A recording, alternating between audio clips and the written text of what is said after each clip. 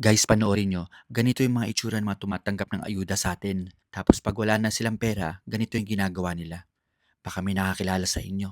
Tingnan nyo. Nagkatawag ako.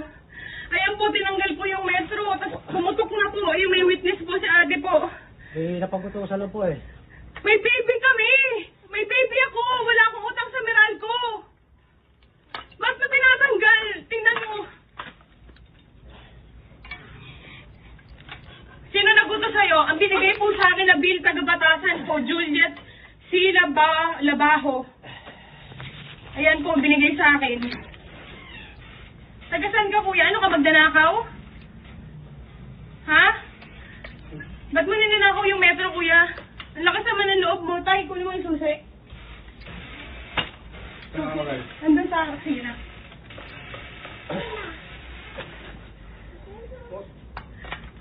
Sir! I don't know this man!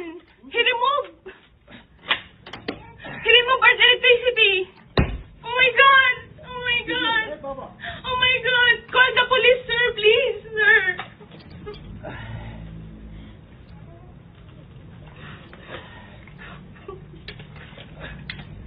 Ay, naku. Ate, tinanggal yung metro namin! May baby ako! I have a baby!